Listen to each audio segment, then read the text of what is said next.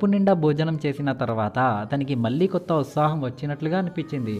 ఆ తర్వాత ఆశ్రయంలోని మిగిలిన పనులను పూర్తి చేయడం ప్రారంభించాడు. లోపల వేడిని నిల్వ ఉంచి బయట ఉన్న చల్లని గాలి లోపలికి రాకుండా ఉండేందుకు ఇన్సులేషన్ ప్లాస్టిక్ షీట్ను తీసి గోడల కొలతకు సరిపోయేలా కత్తిరించాడు. పిన్ల సహాయంతో మట్టి గోడలకు బలంగా అమర్చాడు. దీంతో గోడలో ఉన్న చిన్న చిన్న చీలికలు కూడా పూర్తిగా మూసుకుపోయాయి. ఇప్పుడు ఒక్క పని మాత్రమే మిగిలింది, ఆశ్రయానికి తలుపు అమర్చడం. ముందుగా దొరికిన పాత ఫ్రిడ్జ్ పరిమాణం ఈ ప్రవేశద్వారానికి అచ్చంగా సరిపోయింది. అది ఆశ్రయం కోసమే తయారైన తలుపులా కనిపించింది. కాలర్ కటింగ్ మిషన్తో ఫ్రిడ్జ్ వెనుక భాగాన్ని కత్తిరించి లోపల ఉన్న అవసరం లేని భాగాలను కూడా తొలగించాడు. ఇలా బలమైన ఫ్రిడ్జ్ తలుపు సిద్ధమైంది. ఆ తలుపును ప్రవేశద్వారానికి అమర్చగానే అది ఎలాంటి ఖాళీ లేకుండా సరిగ్గా ఫిట్ అవుతుంది. దీంతో లోపలికి వెళ్ళడం బయటకి రావడం మరింత సులభమైంది. తర్వాత తలుపు చుట్టూ ఉన్న చిన్న చిన్న ఖాళీలను కూడా పూర్తిగా మూసేశాడు. ఇప్పుడు బయట ఉన్న చల్లని గాలి లోపలికి వచ్చే అవకాశం ఉండదు. గదిలోని ఫర్నిచర్ను కూడా అడవిలో దొరికిన వస్తువులతోనే తయారు చేశాడు. మందమైన చెట్ల దుంగలను తీసుకొచ్చి వాటిని చెక్క టేబుల్తో పాటు కూర్చునే స్థలంలా తయారు చేశాడు. గది పెద్దది కాకపోయినా మంచం, పొయ్యి, టేబుల్ వంటి అవసరమైన ప్రతి వస్తువులు అందులో ఉంటుంది.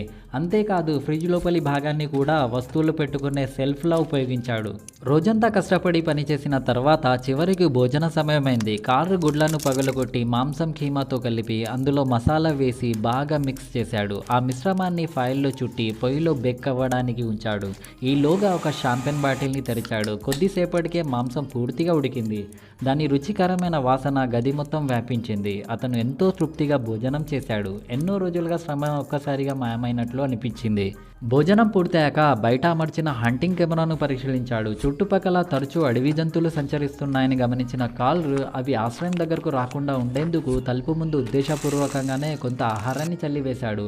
కడుపు నిండిన జంతువులు సాధారణంగా ఎక్కువగా ఇబ్బంది పెట్టవు. పైగా ఈ ఫ్రిడ్జ్ తలుపుకు ఎలాంటి తాళం లేకపోవడంతో ముందుగానే జాగ్రత్త పడడం మంచిదని భావించాడు. రాత్రి కావడంతో అడవి మొత్తం చీకట్లో మునిగిపోయింది. కాలర్ కిరోసిన్ లాంతర్ను వెలిగించి బయట ఎలాంటి ప్రమాదం లేదని నిర్ధారించుకున్న తర్వాత మళ్ళీ లోపలికి వచ్చి రాత్రి భోజనం తయారు చేయడం ప్రారంభించాడు. అడవి మధ్యలో వంట చేయడం అతనికి ఎంతో ఇష్టం. ఖరీదైన వంట సామాగ్రి లేకపోయినా అందుబాటులో ఉన్న వాటితోనే రుచికరమైన భోజనం సిద్ధం చేశాడు. చికెన్, ఉల్లిపాయలు, మాంసం ర్యాక్పై గ్రిల్ చేశాడు.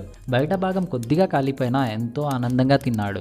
కడుపు నిండా భోజనం చేసిన తర్వాత రోజంతా చేసిన కష్టాన్ని మరిచి మంచంపై విశ్రాంతి తీసుకున్నాడు. బయట చల్లని గాలి ఎంత బలంగా వీచినా, అడవి జంతువులు ఎంత తిరిగినా ఆశ్రయం లోపల మాత్రం వెచ్చగా సురక్షితంగా ఉంది. ముఖ్యంగా ఫ్రిడ్జ్తో తయారు చేసిన ఈ తలుపు కారణంగా అతను ఎలాంటి భయం లేకుండా ప్రశాంతంగా నిద్రపోయాడు. వావ్! Like and subscribe.